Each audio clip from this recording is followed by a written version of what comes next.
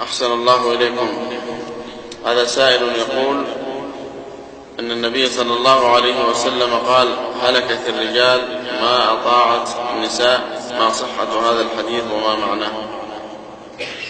والله ما أعرف صحة الحديث ولا أدري عنه، لكن ما في شك أن الرجل إذا انقاد للمرأة والمرأة ناقصة عقل ودين أنها تجر إلى ما لا تحمد عقباه، فالرجل لا ينقاد مع المرأة دائما، وإنما إذا كانت المرأة عاقلة وحصيفة وأشارت عليه بعض الأحيان بشيء صائب لا بأس، أما أنه يعطيها القياد دائما هذا لا يجوز. الواجب العكس، أن المرأة هي التي تتبع الرجل.